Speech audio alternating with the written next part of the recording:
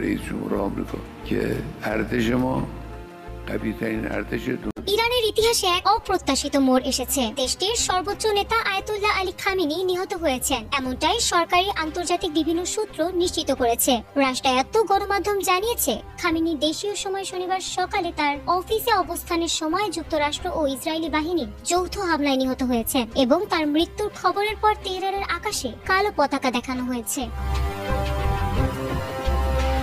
Khamenei ছিলেন ইরানের সর্বোচ্চ রাজনৈতিক ও ধর্মীয় ক্ষমতার কেন্দ্রবিন্দু 1989 সাল থেকে এবং মধ্যপ্রাচ্যে তার ভূমিকা আন্তর্জাতিক রাজনীতিতে বহু বিতর্ক ও উত্তেজনার কারণ হয়ে দাঁড়িয়েছে। তার মৃত্যু ঘোষণা করার পরই ইরান সরকার 40 দিনের শোক ঘোষণা করেছে এবং পাশাপাশি দেশ জুড়ে শোক সভা, সরকারি ছুটি ও ধর্মীয় অনুষ্ঠান শুরু হয়েছে।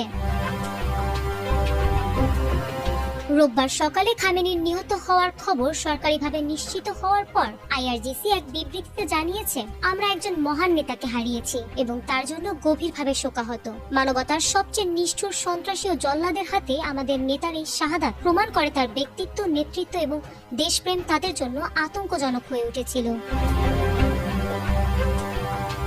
আইআরজিসি কড়া প্রতিক্রিয়া জানিয়ে বলেছে, খামেনির হত্যাকারীদের দ্রুত ও কঠোরভাবে শাস্তি দেবে এবং ইরান সবচেয়ে ভয়ঙ্কর সামরিক অভিযান চালানোর হুমকিও প্রকাশ করেছে। এই প্রতিশোধ কার্যক্রমের লক্ষ্য হিসেবে তারা ইসরায়েল ও যুক্তরাষ্ট্রযুক্ত ঘাঁটিগুলোর নাম উল্লেখ করেছে।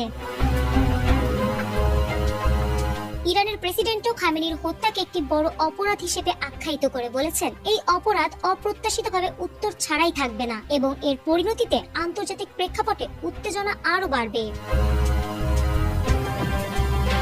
ইতোমধ্যে আইআরজিসি যুক্তরাষ্ট্রের 27টি সামরিক ঘাঁটিতে ক্ষেপণাস্ত্র ও ড্রোন হামলা চালিয়েছে। সাম্প্রতিক যুক্তরাষ্ট্র ইসরায়েলি হামলার জবাব হিসেবে এই পদক্ষেপ নেওয়া হয়েছে। আইআরজিসি জানিয়েছে, এটি প্রতিশোধের কেবল শুরু, ভবিষ্যতে আরো কঠোর হামলা আসতে পারে। তাদের ভাষ্য অনুযায়ী দেশের সার্বভৌমত্বের উপর আঘাত এলে শক্ত জবাব দেওয়া হবে।